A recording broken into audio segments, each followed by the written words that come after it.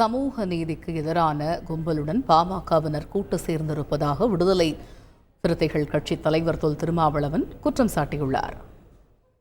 PC எம்பிசிக்கு இடஒதுக்கீடு கொடுத்தது தவறு என்று நீதிக்கு வந்து போராடினார்கள். அத்துடன் நின்றுவிடவில்லை. அத்வானி தொடங்கினார் ரத யாத்திரை. எதற்கு எதிராக? ஓபிசிக்கு இடஒதுக்கீடு கொடுத்தது தவறு என்று அவர் ரத யாத்திரை நடத்தியது ரத்த யாத்திரையாக போய் முடிந்தது. எவ்வளவு பெரிய வன்முறை வெறியாட்டம்! அதுதான் கடைசியில் பாபர் மசூதி இடிப்பிலே போய் விட்டது. அப்படிப்பட்ட பாரதிய ஜனதா கட்சியோடு உண்மையான ஓபிசி தலைவர்கள் கூட்டணி வைக்க முடியுமா?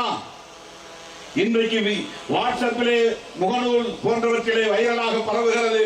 மோடி ராஜ்யசபாவிலே பேசிய பேச்சு என்ன பேசினார்?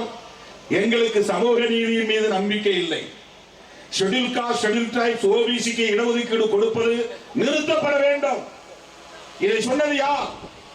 இன்றைய பிரதமர் மோடி இந்தியிலே பேசியிருக்கிறார்.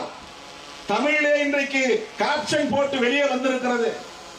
அப்படி சமூக நீதிக்கு எதிரான ஒரு கும்பலோடு எந்த காலத்திலும் திருமாவளவன் கை கோர்க்க மாட்டான். அதை வெளிப்படையாக சொல்லியிருக்கிறார்.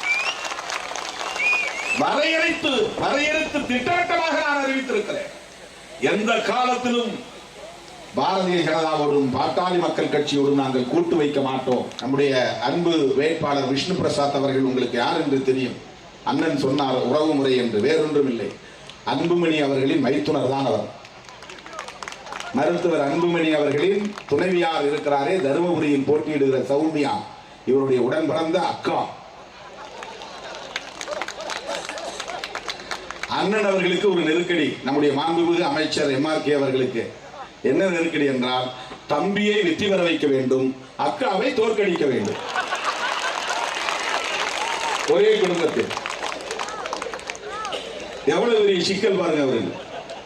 அவர் தருமபுரிக்கு பொறுப்பு அமைச்சர், இங்கே அவருக்கு சொந்த நேட்டிவிட்டி. செய்திகளை உடனுக்குடன் தெரிந்து கொள்ள உடனே சப்ஸ்கிரைப் பண்ணுங்க.